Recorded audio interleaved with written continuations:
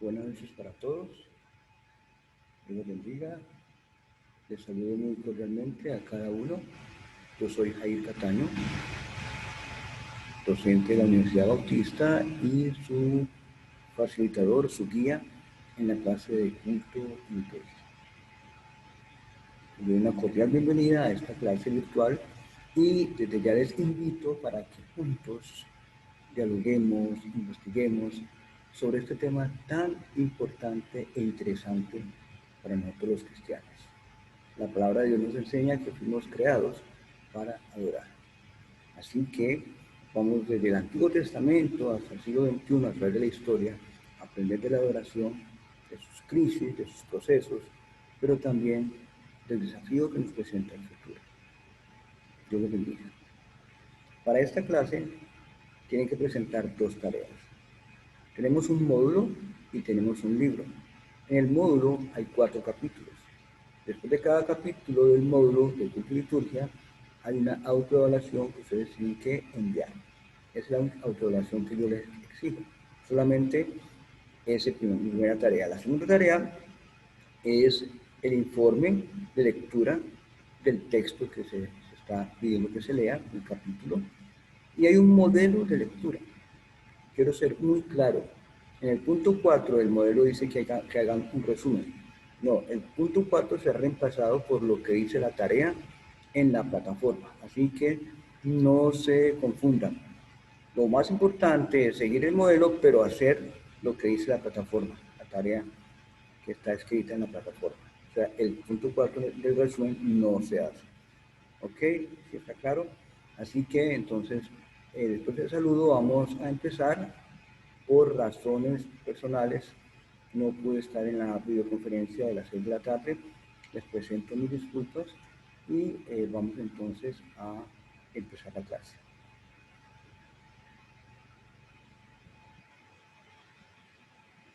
Queremos empezar entonces hablando acerca de los términos y las definiciones que ustedes, me imagino, ya la leyeron. Y quiero hacer un énfasis especial en estas 3 palabras. Pero antes, como dice el módulo, quiero reconocer estos 5 como especie de ministerios, por decir algo, o áreas en las cuales la iglesia, desde el siglo I hasta el día de hoy, se ha definido, se ha mantenido. La iglesia como servidora, que es la diaconía. Antiguamente los iglesias bautistas tenían solo pastores y diáconos. Ahora, además de diáconos, tenemos sugieres, tenemos, bueno, cantidad de personas que sirven en la iglesia de una u otra manera. Y de alguna manera todos servimos, ¿no? Todos hacemos el ministerio de diaconía. La iglesia como un espacio de comunión unos con otros, la coinonía. Y es que realmente cada vez que nos reunimos hacemos coinonía, porque cada vez estamos juntos y siempre estamos contentos de poder estar juntos adorando o celebrando algo. La iglesia como comunidad pedagógica, la Didache, Didache, dicen algunos. Recordemos que la Didache es un librito que dejaron los apóstoles para que la iglesia siguiera algunos pasos, ¿sí?, de cómo hacer sus cultos. La Didache, comunidad pedagógica. Que hacemos pedagogía a través de la escuela dominical, a través de los discipulados, bueno, a través de muchas enseñanzas. La iglesia como proclamante, bueno, querigma, y es lo que generalmente hace el pastor o generalmente hacemos cuando predicamos la palabra, proclamar la palabra de Dios, proclamar el evangelio de salvación. Es la iglesia que proclama, estamos haciendo querigma. Y por último, y no por ser menos importante, la iglesia es una comunidad que celebra, que hace liturgia. Igualmente nos reunimos en coinonía, pero celebramos. Celebramos las bondades de Dios, celebramos los hechos de Dios, celebramos a Dios. Así que desde este punto de vista vamos a empezar la clase mirando los diferentes términos, que quiero que sean muy claros. Y aquí tengo 3 términos, pueden haber muchos otros conceptos que más adelante los vemos, pero aquí tengo 3: liturgia, culto y adoración. Algo que tiene que quedar muy claro es que liturgia tiene que ver con las formas, con el orden.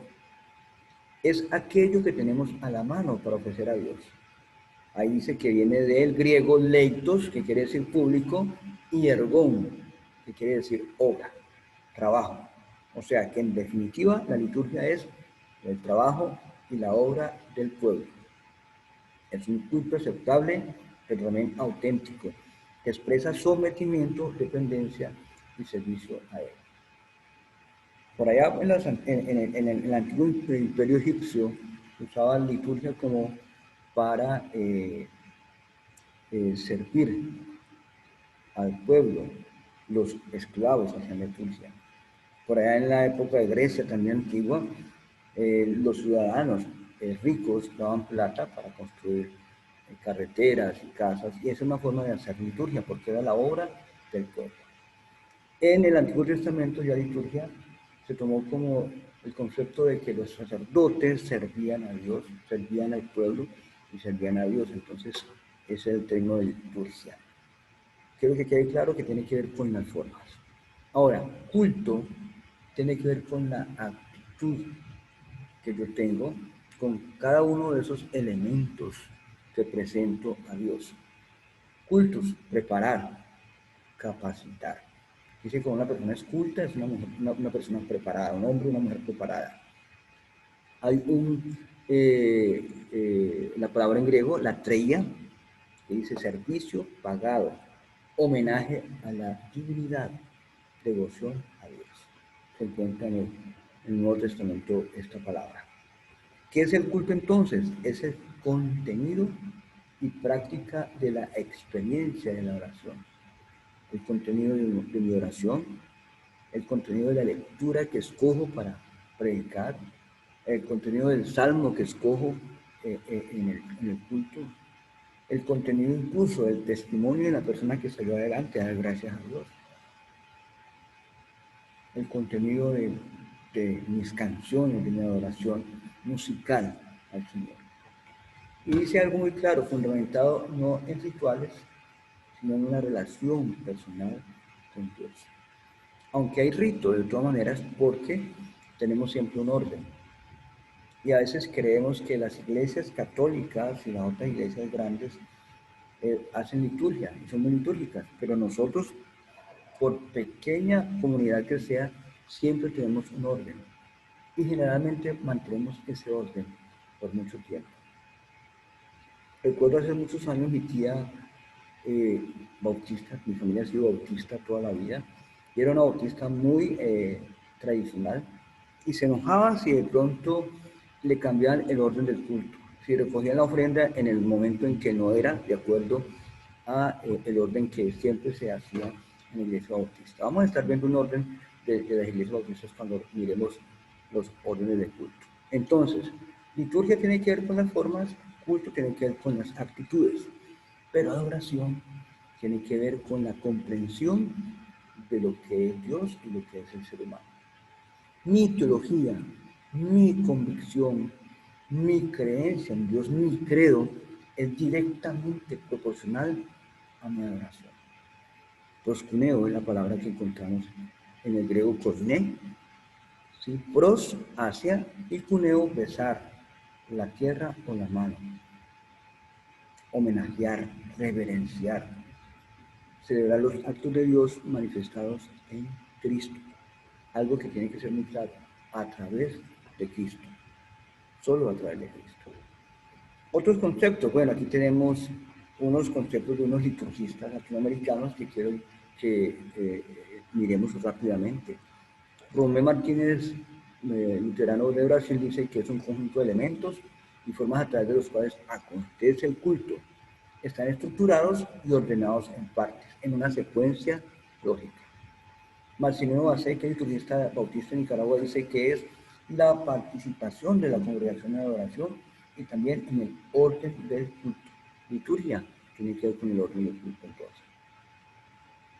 Amos López Rubio, liturgista cubano, ha estado muchas veces en nuestro seminario bautista en nuestra universidad, dice que esta liturgia se ha orientado hacia su carácter popular, como una acción de la asamblea, de la comunidad, como una celebración comunitaria, obra del pueblo, de la comunidad. Es un proceso que se mueve en dos dimensiones. para los cubanos bautistas, recuperación de las raíces y la historia del culto cristiano y su actualización desde la realidad histórica cultural cubana. Algo que creo que los bautistas debemos también hacer, actualizarnos de nuestra realidad histórica cultural colombiana. Aquí Sergio Ulloa, mexicano, también dice que forma parte de los conjunto de acciones, símbolos, gestos, mensajes por cuyo medio la comunidad de fe expresa y manifiesta su adoración a Dios. Hay algunos más, pero quiero resaltar solamente el de Felipe Saucedo, que es un pastor aymara de Bolivia, de los indígenas de Bolivia, y él aquí, ustedes han tenido la oportunidad de leer esto, pero quiero destacar este último ítem, porque me parece interesante. En su dimensión festiva es una celebración alegre, que está en relación con la vida, con algo bueno. La hace ritualizada, es decir, hay ritos, hay símbolos, hay elementos que están más allá de lo que se razona. Expresa exuberancia en la vestimenta, en la comida, en los adornos, en la música. Es expresión de generosidad. Fortalece el sentido comunitario, pues la celebración afecta a toda la comunidad y todos ponen en común su alegría. Y algo que me parece determinante es la conciencia de que se comparte el destino. Somos cristianos, nos reunimos con nuestros hermanos, pero somos conscientes de que compartimos un destino, que es la vida eterna, que es estar algún día todos juntos adorando al Señor. Interesante esta concepción del pastor Aymara. Los indígenas son alegres, son expresivos, van siempre muy bien vestidos a sus cultos, y creo que eso fue lo que se nos enseñó también a hacer de la historia de los bautistas, ¿no? Siempre ir con el mejor traje a la iglesia porque íbamos a una fiesta con el Señor. Ok, Benedicto XVI dice algo que creo que es muy pertinente para los bautistas también. La verdadera formación litúrgica, lo que estamos haciendo ahora, no puede consistir en el aprendizaje y ensayo de las actividades exteriores, sino en el acercamiento al poder transformador de Dios, que a través del acontecimiento litúrgico quiere transformarnos a nosotros mismos y al mundo. Y hace una denuncia Benedicto aquí. Dice, claro, que en este sentido, la formación litúrgica actual de los sacerdotes y de los laicos tiene un déficit que causa tristeza. Queda mucho por hacer. Y creo que también nosotros tenemos un déficit en esta área de la liturgia. Pero me llama la atención lo que dice arriba, que no puede consistir en el aprendizaje y ensayo de las actividades exteriores. A veces aprendemos cómo adorar las palabras adecuadas y nos quedamos con eso, ¿no? Como simplemente repetir y repetir algo que ya hemos aprendido, ya hemos ensayado y simplemente estamos actuando el domingo o el miércoles o el día que tenemos el culto. Bueno, en culto, la palabra culto dice Simon Mowinkel, que son los sagrados actos y palabras socialmente establecidas y reguladas en los cuales el encuentro y la comunión entre la congregación y la divinidad se establece, se desarrolla y se consumen completamente. Sagrados actos y palabras socialmente establecidas, y eso es bien. Creo que estamos acostumbrados a algunos actos que no le llamaríamos ritos, pero cabe de pronto dentro de lo ritual. ¿Qué no es adoración? Bueno, no es música. Todo el mundo dice que ahorita sí vamos a adorar, vamos a cantar, ¿no? Adoración no es solamente música. Adoración es un estilo de vida. Vamos a ver otros conceptos de adoración que me encantan que están aquí. No es asunto de nuestras preferencias, no es meramente un hecho, ni un tiempo, un lugar. No siempre es feliz, no es siempre algo de emociones. O sea, hoy el culto estuvo malo porque no sentí, ¿cierto? A veces pensamos que el culto es para beneficio nuestro, cuando el culto es para ofrecerle a Dios lo que nosotros tenemos y queremos. Normalmente un verbo en las escrituras, un verbo activo, que actúa. ¿Qué sí es? Bueno, atribuirle a Dios el valor supremo y la manifestación de reverencia en su presencia. Es la reacción afirmativa del cristiano a la revelación de Dios trino y uno, donde cada acto de la vida es adoración, cuando se hace con el amor, que responde al amor del Padre. La vida debe ser de una adoración constante, pues se puede decir que la adoración provee el metabolismo para la vida espiritual. Dios no necesita ser adorado, Él es Dios, le adoremos o no. Pero nosotros sí necesitamos adorar, porque esa relación nos provee precisamente como la gasolina para nuestra vida espiritual. ¿Necesitamos adorar? Ciertamente sí. Y aquí hay algo que dice que es algo sobrenatural. Me imagino que más de uno de los que están aquí en esta clase ha tenido alguna experiencia sobrenatural en la adoración. Por eso dice aquí, por lo tanto, un sentido está más allá de la comprensión, razonamiento o definición humana. Y aquí digo algo que es la palabra. El Espíritu se mueve como quiere, el Espíritu Santo. Y para que haya adoración es importante la acción del Espíritu Santo dentro de cada uno de nosotros. Eso es otro tema, ¿no? ¿Qué es esa adoración? Bueno, reconocimiento verbal o tangible, por actitud o hecho del valor supremo de Dios. La atribución al Señor de la gloria que merece su nombre. Tal reconocimiento debe involucrar la totalidad de la vida. Ojo, totalidad de la vida. El carácter, la conducta, como también ya la parte litúrgica, oraciones, alabanzas, trabajo, servicio, ofrenda y sacrificio. Puntual. La adoración es más de lo que decimos, pensamos o hacemos. Todo lo que hacemos como cristianos debe ser adoración. Desde que nos levantamos hasta que nos acostamos, con nuestras actitudes, con nuestro carácter, con nuestra conducta. Estamos mostrando que somos hijos de Dios y estamos adorando a Dios con nuestra vida. Aquí hay otras conceptos de oración, pero quiero seguir adelante. Bueno, aquí algo que William Temple dice, que la oración es sometimiento de todo nuestro ser a Dios. Dice 5 cosas. Primero, que es tomar la conciencia de su santidad. Segundo, que es el sustento de la mente con su verdad, con su palabra. Tercero, que es la purificación de la imaginación por su belleza. Cuarto, es la apertura del corazón a su amor. Y quinto, es la rendición de la voluntad a sus propósitos. Todo esto se traduce en alabanza, la más íntima emoción, el mejor remedio para el egoísmo, que es el pecado original.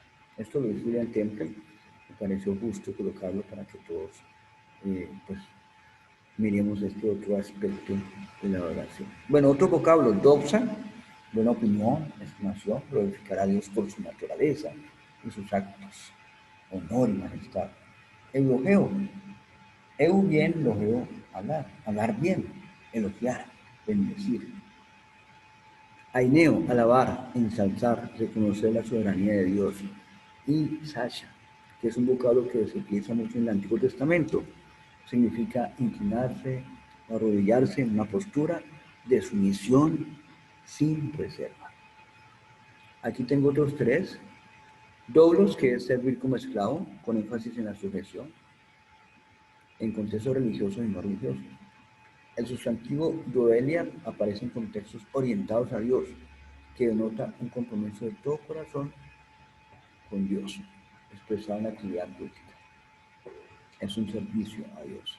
Somos como siervos de Dios. Y de verdad, en algunas iglesias no te dicen hermano, no te dicen siervo, siervo, siervo, porque estamos para eso, para servir a Dios, para servir en la comunidad.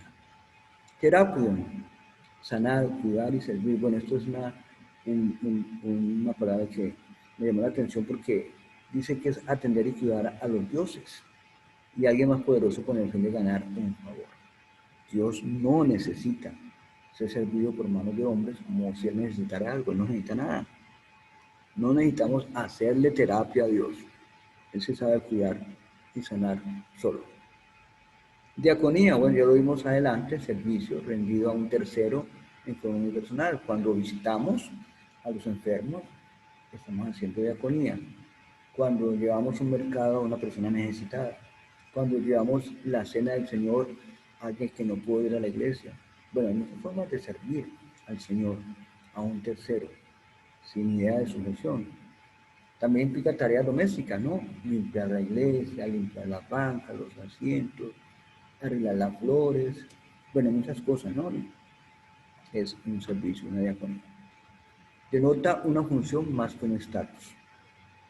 Y con eso termino. Hay muchas palabras que podemos encontrar en cuanto a los términos y definiciones de la adoración de la liturgia de culto. Ok, quiero compartir rápidamente para poder entrar en la parte de eh, la, la liturgia del Antiguo Testamento. Quiero compartir un tema sobre el contexto histórico mitológico. ¿Por qué quiero compartir esto? Porque recordemos que el pueblo israelita estuvo más de 400 años en Egipto y de alguna manera fue impregnado con algunas creencias, ¿no? Y a través de los 40 años que estuvieron en el desierto, muchas veces estos claudicaron hacia otros dioses, ¿no?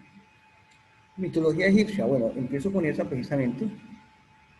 Están sustentadas en la religión del Antiguo Egipto desde la época de la predinastía, siglo 3100 a.C., hasta que se impuso el cristianismo, momento en el que esas prácticas se prohibieron durante el mandato de Justiniano I en el año 565.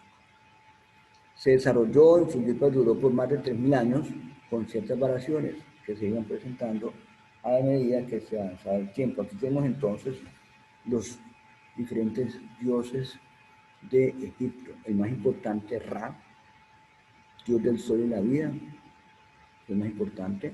Osiris, de la agricultura y la resurrección. Recordemos que Osiris fue muerto por su hermano, lo mató, pero Isis, su esposa, lo hizo resucitar. Esposa hermana de Osiris. Dios de la fertilidad, del amor y de la magia. Entonces Osiris y Isis eran esposos y los padres de Horus, era el dios del cielo. Bueno, todo esto es porque recordemos que esos pueblos explicaban la vida a través de estos dioses. Quiero llamar la atención a un dios que está abajo que se llama Anubis, cabeza de chacal, dios de la momificación y guía de los muertos en el juicio de Osiris. Llamo la atención porque cuando uno va en la calle, aquí en Cali y en todas partes, uno encuentra a los muchachos con sus tatuajes de Osiris, perdón, de Anubis, que era el dios de los muertos. Bueno, les parece mucho llevar ese tatuaje sin conocer el contexto de estos dioses paganos. Esta semana pasada, recordemos que hubo una ceremonia muy grande del traslado de las 13 o 14 cuerpos de los emperadores, faraones de Egipto. Algún pastor dijo que se había desatado el mal en el mundo con esto porque era una ceremonia casi que satánica en honor a los dioses egipcios y a los emperadores. Pero bueno, eso no nos daña porque como cristianos creemos que estamos seguros en la mano del Señor. Aquí hay una mitología que es la mitología fenicia, que desde luego fue también parte del pueblo israelita, ¿no? No era una mitología cerrada porque pues, tenía influencias de los babilónicos y mitologías egipcias, ¿no? No tuvieron nunca un concepto de un dios único, sino que no tenían ellos, tenían muchos dioses, ¿no? Como todos. Ahí hay una explicación que yo creo que pues, no hay necesidad de leer, pero aquí son los dioses que la Biblia dice, ¿no? Está Astarte, está Baal y una deidad desconocida, ¿no? En el Líbano. Aquí están los dioses que la Biblia menciona, sobre todo Baal y Astarte. Recordemos que el rey Salomón eh, sacrificó a sus hijos a Baal. Mitología griega. Bueno, el panteón griego estaba constituido ya cuando Homero, ya, en la época de Homero. Recordemos que Homero fue un autor de varios libros, ¿ya? Y en su poema él clasifica las divinidades y establece su filiación. Es el primero entonces que relata la creación del universo y entonces hace esta clasificación de los dioses griegos. Y los establece en tres generaciones. La de Gea y Cronos, y Urano, la de Cronos y Rea, y la última, la de los olímpicos, el reinado de Zeus y Hera, que es el que nos alcanza hasta ahora. Recordemos que los Juegos Olímpicos son hechos en honor a los, los dioses olímpicos. Aquí hay una explicación de Urano, de Caos y Gea, más o menos como los griegos pensaban que era, de que están los diferentes dioses. En la columna izquierda están los dioses griegos y en la que está inmediatamente a la derecha están los dioses romanos. Zeus era el de todos los poderes. En la mitología griega, en la romana está Júpiter. También encontramos a Afrodita, que era la diosa del amor y la belleza, y a Venus, que es otra diosa en la mitología griega. Y varios allí, Apolo, por ejemplo, el dios de las artes, sol y las letras, ahí están sus atributos. Y Apolo, además de eso, habían las musas, ¿ya? Que eran 7 musas, y recuerdo que el terpe era la musa de la música, acompañaban también a Apolo. Dicen que Apolo tocaba, ¿sí? Y tocaba su lira, y dice que los eh, animales salvajes venían ante él y se postraban, que los ríos se devolvían apenas Apolo tocaba, y que además las murallas de Tebas fueron precisamente erigidas, fueron colocadas con la música de Apolo. Bueno, tenemos abajo Poseidón, que hemos escuchado mucho acerca de Poseidón con su tridente, ¿no? Su caballo. Aquí tenemos algunas figuras, Rea y Cronos. Cronos es el papá de Zeus. Cada vez que Rea tenía un hijo, Cronos se lo comía, se lo devoraba porque había una profecía de que un hijo de él lo iba a matar para quedarse con el trono. Y así sucedió con Zeus. Ahí está Zeus en el centro, el gran dios, Afrodita, la diosa del amor, y abajo Apolo también. Hermes y Dionisio, las fiestas dionisiacas en Grecia todavía se celebran. Dionisio es como el dios del vino. Y aquí está Psique y Cupido, que es una leyenda también de amor de la mitología griega. Aquí tenemos entonces ya dos dioses en la época del Antiguo Testamento, Baal, que requería igualmente que Moloch, sacrificio de niños, sacrificio de jóvenes vírgenes. Tenemos en el centro a Nimrod, que aunque no es un dios, tiene una tradición muy fuerte como el constructor de, de la torre que querían hacer para alcanzar a Dios, ¿no? Y abajo está Semiramis y Tammuz, ya que también es una especie como de dioses. Dicen que Semiramis fue la mujer de Nimrod y Tammuz el hijo. Cuando colocan a la Virgen María con Jesús cargado, generalmente algunos dicen que está representando a Semiramis y Tammuz. Tenemos a Marduk también, otro dios, y a Astarte. Todos estos dioses siempre exigían pasar sus hijos por fuego o sacrificio también. Aquí tenemos el templo de Diana en Éfeso.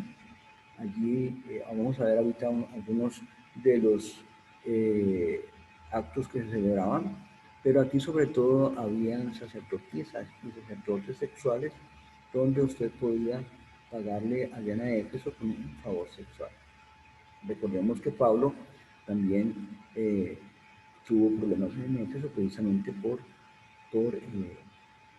dañar el comercio de, de esta religión, pues parecía que en Éfeso la gente vivía alrededor de, de Diana. Tenemos el templo de Isis, que ya vimos que fue la que de Isis, de los dioses griegos, perdón, egipcios. Todavía está el templo. Tenemos el Partenón griego y en Atenas podemos encontrar muchos edificios en cuanto a la mitología griega que los griegos construían para la celebración de sus cultos.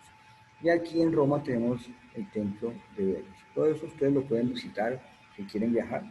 Yo tenía una profesora de historia que nos enseñaba todo eso y decía que debemos de siempre apartar una platica para conocer esta historia, pues realmente nosotros somos producto de todo eso, ¿no? Nuestra cultura es judía, es griega y es romana, ¿ya? Griega en el arte y en la filosofía, romana en la parte civil y judía en la parte religiosa. Aquí ya tenemos entonces las culturas maya, azteca, chipcha e inca, las más grandes de Latinoamérica, igualmente con sus diferentes mitologías, con diferentes rituales religiosos, también igualmente de sacrificios, ¿no? Algo aquí dice que en la antigüedad prescindir o abstenerse de cumplir con los dioses de las religiones mistéricas, religiones de misterio, no solo suponía un acto de impiedad contra la divinidad que podía ser castigado por esta, sino que lo que es peor, suponía que uno dejaba de ser ciudadano, que uno rompía con los lazos de tradición que mantenía la unidad de la comunidad. Por ello, la forma de honrar a un dios era de forma continua, diaria y como parte más de los quehaceres diarios, dando un lugar importante en tu vida y hogar. Por eso se daban actos de adoración, tanto comunitarios y públicos, y actos de adoración de manera personal y o familiar. Se han encontrado ruinas, sí, en Europa, eh, precisamente de altares de estos dioses, altares familiares. Y no, aquí en Colombia nosotros encontramos también que los católicos generalmente tienen su virgen en algún lugar de la casa y es un altar, ¿no? Para adorar. Así que no nos escapamos de estos actos de adoración personales y familiares. Rituales, bueno, plegarias, oraciones, nosotros también hacemos, ofrendas, libaciones, leche, vino, se ofrecían tortas, flores, exvotos, trilogías, estelas. Todavía se ofrecen flores cada vez que Simón Bolívar cumple años en su muerte, generalmente se llevan flores, ¿sí? Las flores eh, a nuestros héroes, generalmente es una tradición muy antigua. Las figurillas y estelas son como especie de estatuas pequeñas. Recordemos una historia de Sara, creo que tenía dentro de su ropa, dentro de su camello, creo que eran algunas de estas figuritas de dioses que se podían llevar a todas partes, ¿no? Así como ahora también se pueden comprar vírgenes o algún santo y se puede llevar para la casa. Sigue siendo una tradición. Sacrificio de animales, cerdos, toros, aves, hecatombes, holocaustos. Bueno, esto no solamente lo hacían las religiones mistéricas, sino que también Dios también hizo que se les sacrificara también. Sacrificios humanos, bueno, niños, jóvenes, vírgenes, purificación, iniciación. Nosotros tenemos un ritual de iniciación que es el bautismo, pasado por las aguas, funerales, matrimonios, cosas sagradas, lavado del cuerpo con especies, con sangre, lavado de las manos, rociado. La adivinación, el vuelo de los pájaros, si el pájaro venía por la derecha significaba algo, entraba por la izquierda. las entrañas de los animales, el oráculo, la necromancia. Competencias deportivas, como dijimos antes, Zeus, el Olimpo, juegos y concursos deportivos, carreras pedestres y ecuestres. Otras más, procesiones, desfiles, carnavales. Tenemos todavía los carnavales, y los carnavales eran ofrecidos a los dioses. Ahora los carnavales que hacemos, pues, se hacen de pronto en Barranquilla, y no recuerdo cómo se llama, el que muere finalmente. Es una tradición, ¿no? Y aquí es donde aparece el dicho, el que peca y reza empata. El miércoles de ceniza se inicia con el rezo, pero el día anterior, el martes, se han finalizado todos los carnavales en el mundo. Es una tradición histórica. Sí, a través de los siglos, los carnavales siempre se han celebrado antes de empezar la cuaresma. Se termina el martes y el miércoles empieza el miércoles de ceniza. Peca y reza, empate. Grandes fanatías, igualmente fiestas religiosas, deportivas, artísticas, en honor a Atenea. Y todavía nosotros tenemos eso, ¿no? En nuestros pueblos, cuando hay ferias o cuando hay algún evento deportivo, siempre están de pronto el desfile con la Virgen, el desfile con algún tipo de santo.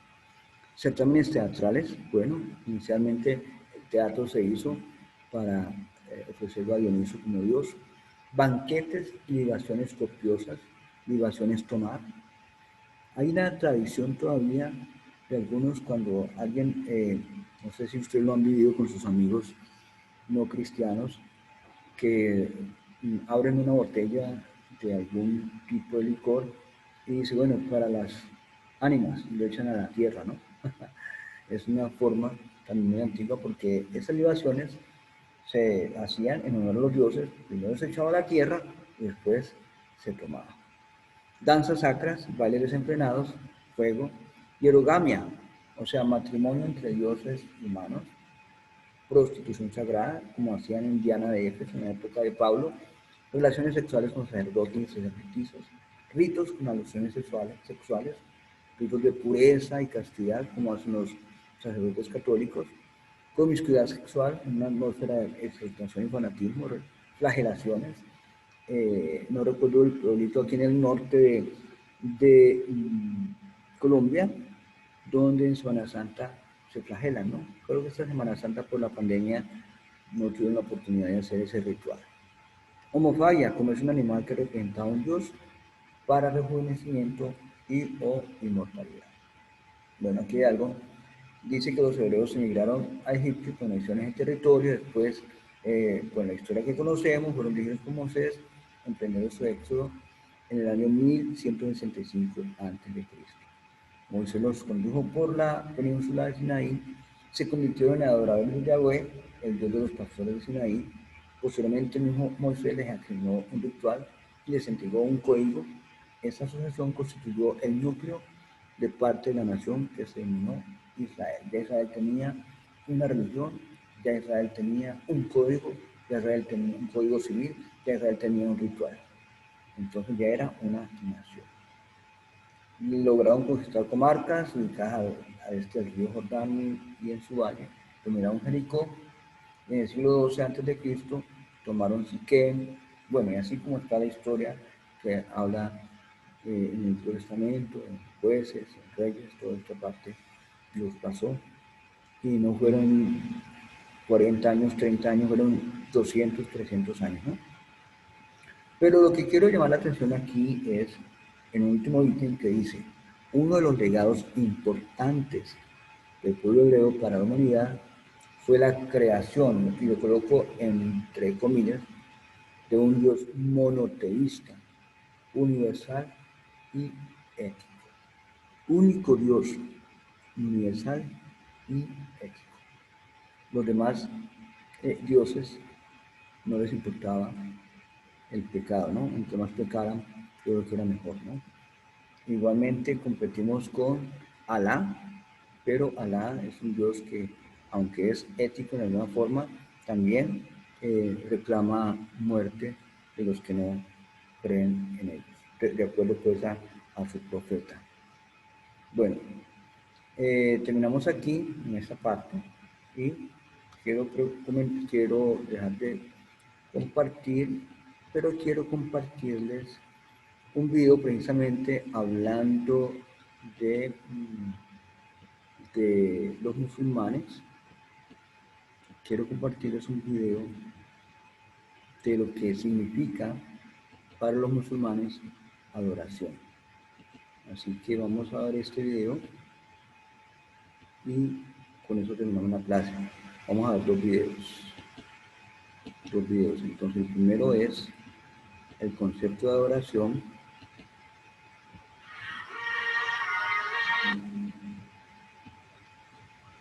de los musulmanes. Así que miremos esto y me llama mucho la atención todo lo que él dice, por eso quiero compartir.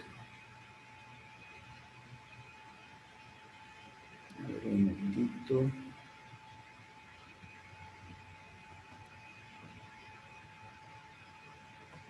Voy a dejar de compartir otra vez.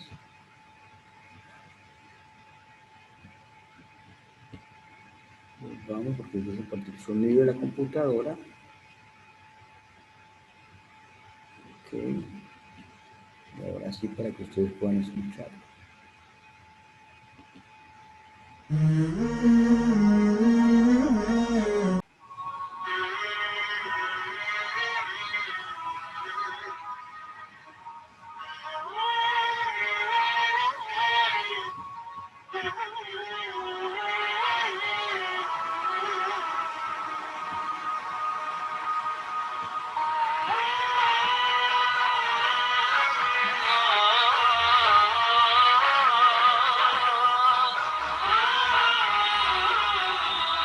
No sé si está compartiendo.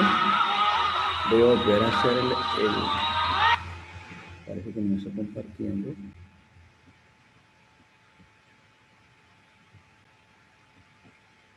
Volver a compartir. Qué pena. A ver si la tecnología me atropella.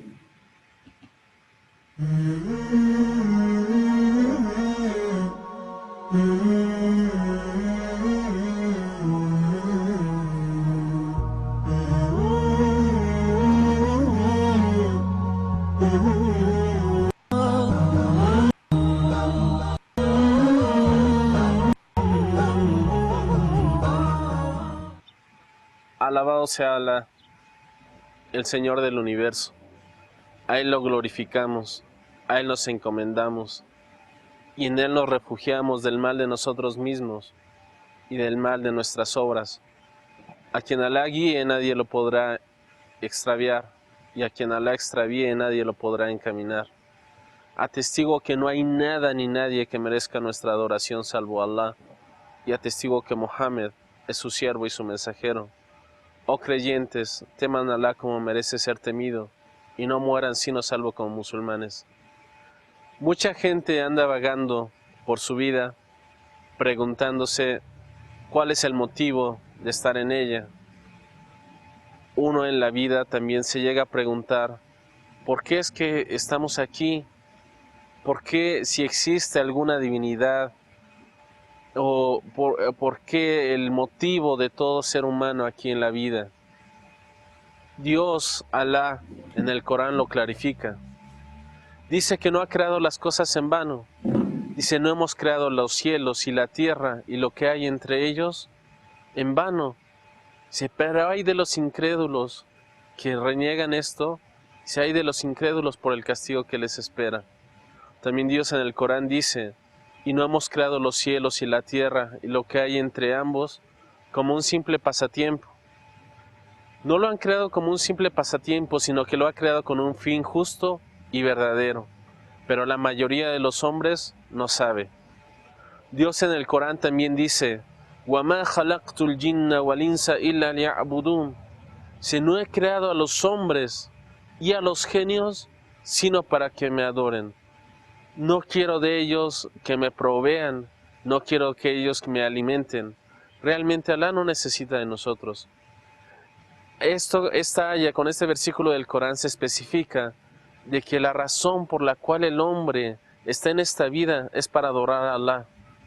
Mucha gente se podría preguntar, pero esta adoración solamente consiste en rezar, o lo ve como algo muy pequeño, no ve que el concepto islámico que se tiene de la adoración es un concepto grandísimo.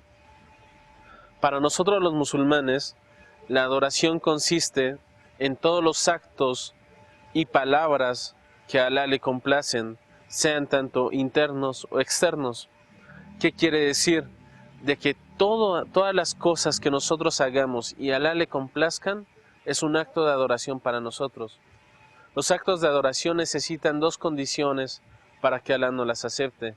La primera de esas condiciones es de que deben de ser con sinceridad, ya que si uno no hace las cosas con sinceridad, si uno no hace cualquier acto que nosotros hagamos con sinceridad, simplemente no será aceptado. ¿Por qué? Porque Alá pide para cada acto que hagamos la sinceridad, que sea un acto que sea solamente para Allah, que no sea para que los demás nos vean, que no sea para caerles bien a los otros, sino cada cosa que nosotros hagamos sean para complacer al Señor que nos creó y de esta manera adorarlo. La segunda condición para que se cumpla un acto de adoración, para que sea aceptado, es que sea conforme a lo que enseñó el profeta Muhammad, que la paz y la misericordia de Alá sean con él. El que uno haga los actos de adoración cumpliendo estas dos condiciones, que es la sinceridad y conforme a lo que enseñó el profeta, es lo que hace que los actos de adoración, si Dios quiere, sean aceptados. Mucha gente también no se da cuenta o no sabe, y es algo que nos tenemos que poner a pensar, de que cualquier cosa que hagamos puede ser un simple acto de adoración, todo dependiendo de la intención que tengamos.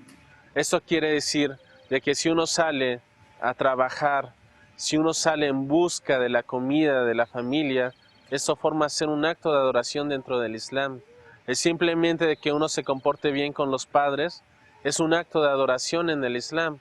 ¿Por qué? Porque el profeta sallallahu alaihi wasallam, una vez llegó una persona que quería ir al yihad y le dijo al profeta sallallahu alaihi wasallam, la paz sea con él, le preguntó acerca si sus padres estaban vivos y le dijo sí, le dijo regresa con ellos, pues ciertamente Alá te recompensará por ellos, ¿no? O sea, le especificó de que el estar con los padres era tal vez mejor ante Alá, era un acto de adoración mucho más grande ante Alá que el ir a combatir por la causa de Alá. También el profeta sallallahu alaihi wasallam dijo que el simple hecho de plantar un árbol, una persona iba a tener la recompensa por todos los animales, hombres o ser vivo que comieran de ese fruto. Entonces el árbol iba a pasar a ser el simple hecho de plantar un árbol iba a pasar a ser un acto de adoración. También las personas en los actos de adoración se dividen en tres grupos.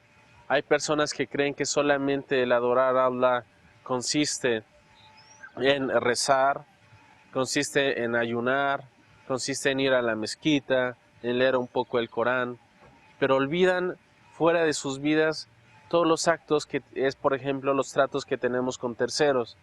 Una compraventa a través de la usura, está uno rompiendo las reglas islámicas, no está llevando lo que uno se le pide a uno como musulmán. Entonces, ¿de qué sirve si uno reza pero por afuera se comporta de otra manera? O también, por ejemplo, toma demasiado alcohol, no come la carne que está prohibida como la carne de cerdo, se comporta con sus familiares o con otra gente fuera de lo que es lo que se nos pide a nosotros como musulmanes en nuestros actos de adoración.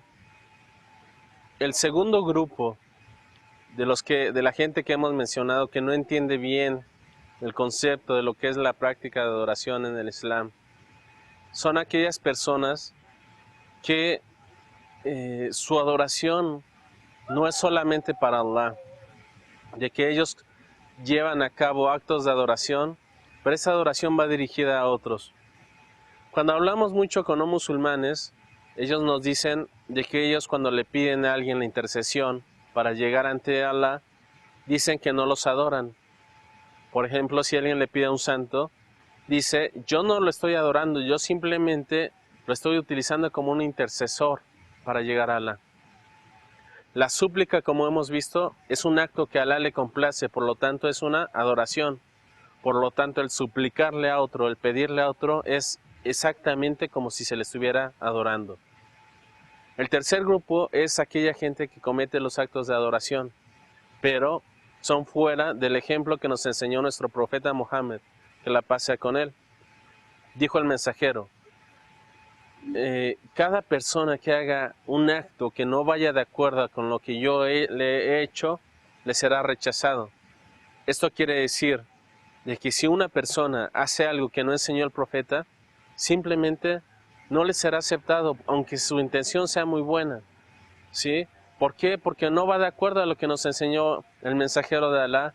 Él es al que le había llegado la revelación, y le pido a Allah que nos haga de aquellas personas sinceras en nuestros actos de adoración, que seamos unos buenos musulmanes y tratemos de comprender todos estos actos de adoración que nos manda sin extralimitarnos, sin ir más allá de, por ejemplo, de la gente que cree que el adorarla es simplemente desentenderse de todos los demás y hacer cosas que el Islam no pide, como por ejemplo ayunar todos los días, el no casarse. Por ejemplo, Alá también reprende a la gente que instituyó el monacato. Dice, nosotros no les ordenamos que ellos establecieran eso. Tenían una buena intención, pero le pedimos a Alá que seamos de esa gente que no se extralimita y que nos haga unos buenos musulmanes, y que la paz y la misericordia de Alá sean con su profeta Muhammad, con su familia y seguidores hasta el día final.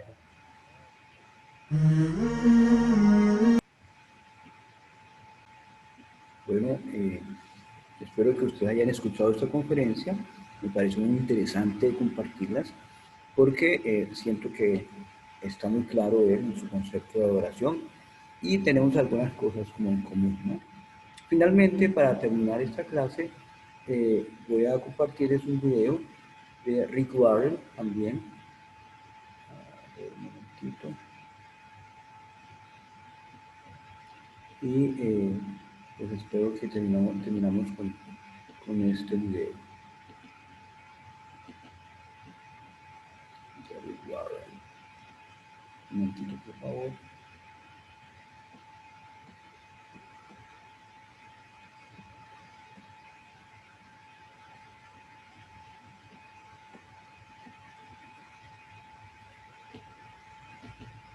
Fuiste planeado para agradar a Dios. Fuiste planeado para...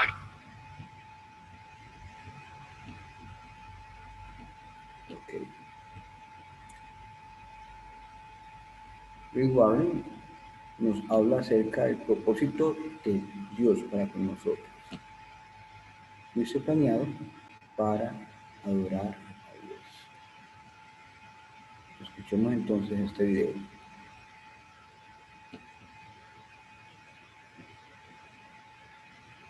Fuiste planeado para agradar a Dios, porque tú creaste todas las cosas. Existen y fueron creadas para ser de tu agrado. Apocalipsis 4:11. El Señor se complace en su pueblo. Salmo 149. La Biblia nos dice que Dios es amor. No dice que Dios tiene amor. Él es amor. El amor es una cosa maravillosa, pero se requiere de un objeto. Si voy de aquí para allá diciendo, tengo tanto amor, pero no amo a nada en particular, ya sea animal, una persona o cualquier otra cosa, ¿para qué sirve? Según la Biblia, Dios te hizo sencillamente para amarte.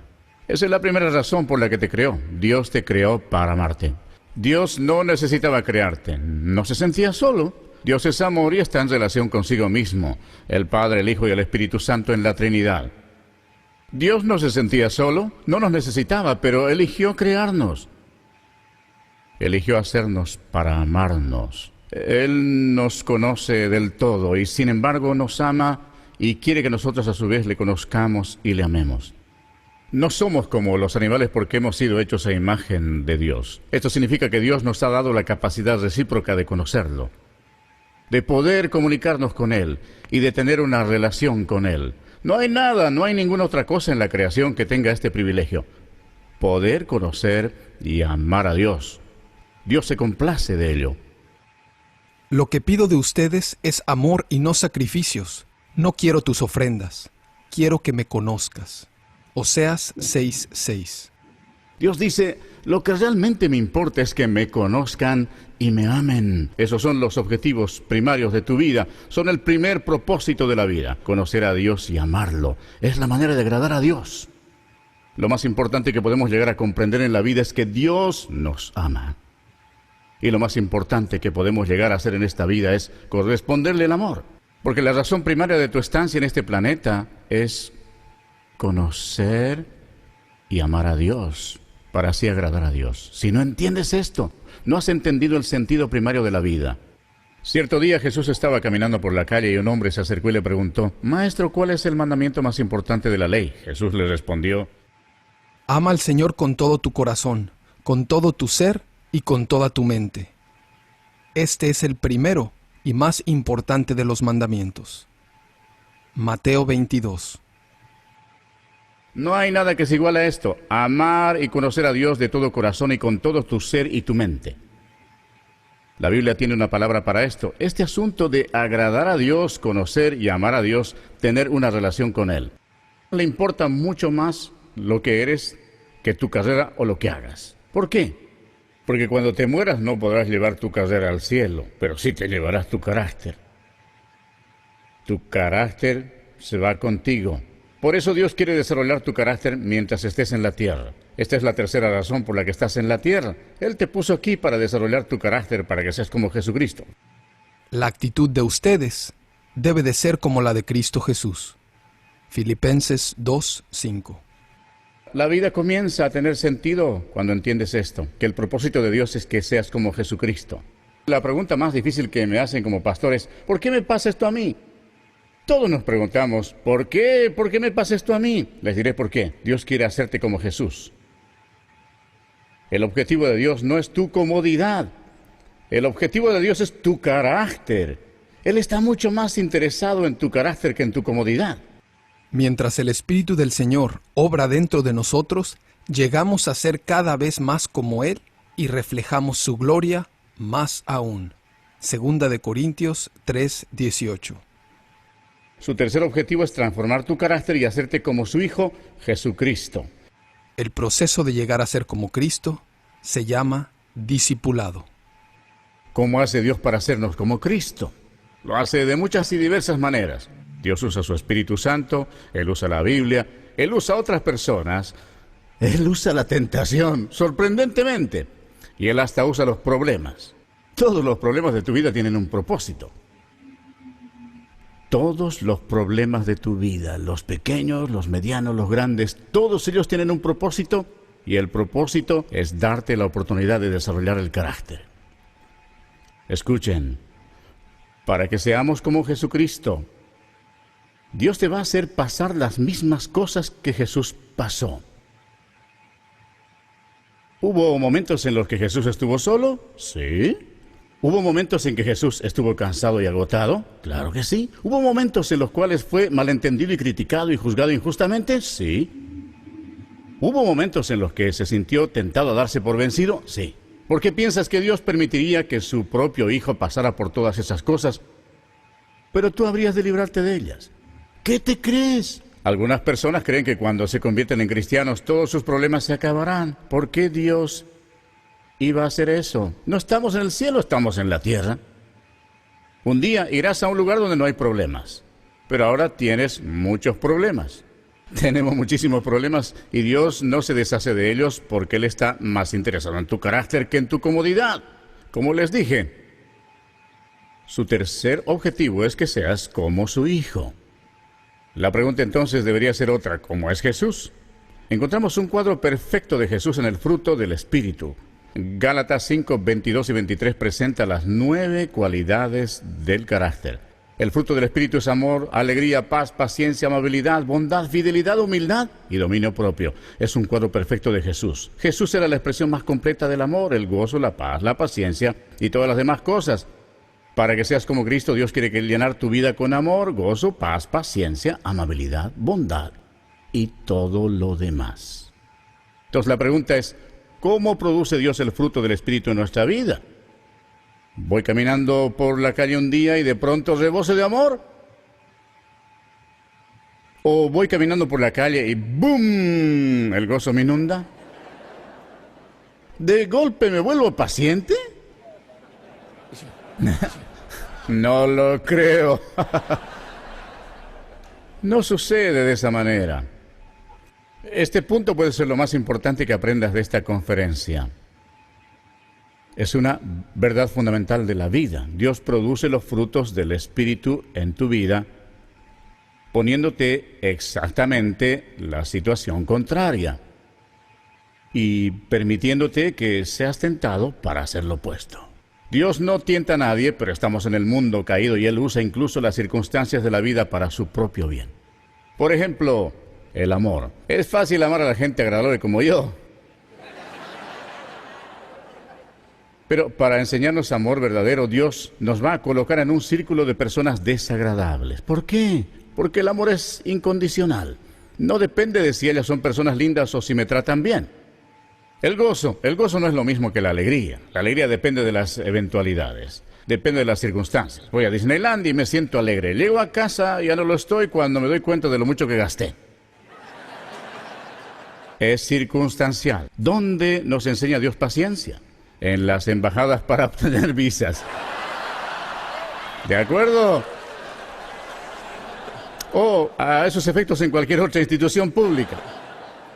Terminas esperando y esperando en el consultorio de un doctor o en un embotellamiento de tráfico. Recuerdo que en cierta ocasión oré pidiendo paciencia en mi vida. Estaba atravesando muchas pruebas.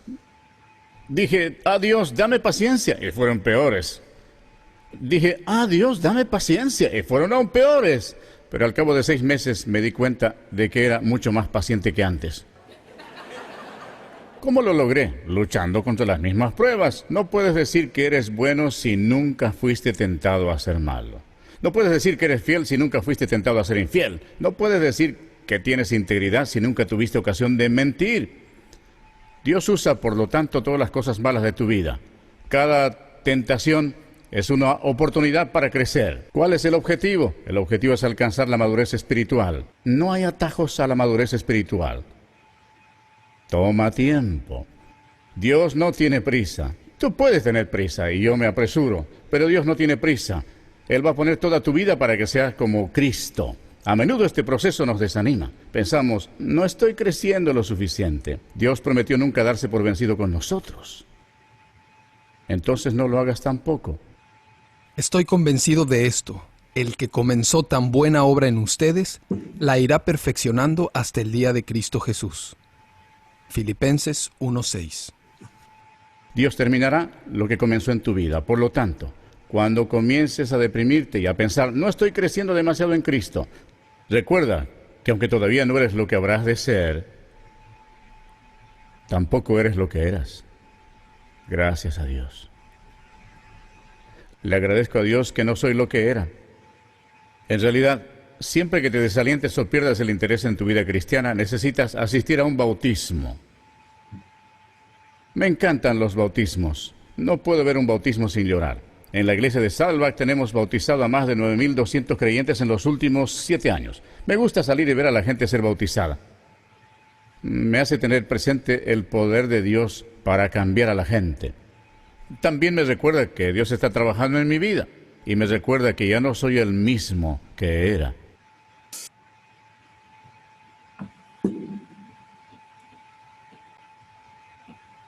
Bueno, listo. Hasta aquí la clase y estaremos hablando para una próxima clase que ya nos podamos ver. Dejándoles entonces con el último versículo que dijo el conferencista en Filipenses 1:6. Estando convencido precisamente de esto, que el que comenzó en vosotros la buena obra, la perfeccionará hasta el día de Cristo Jesús. Dios les bendiga y les recuerdo lo del trabajo. Les recuerdo del trabajo del informe del modelo, que algunos tienen inquietud en eso. En el punto 4 no hay que hacer el resumen. En el punto 4 se inserta lo que se pide en la plataforma. ¿Ok? Dios los bendiga. Un abrazo.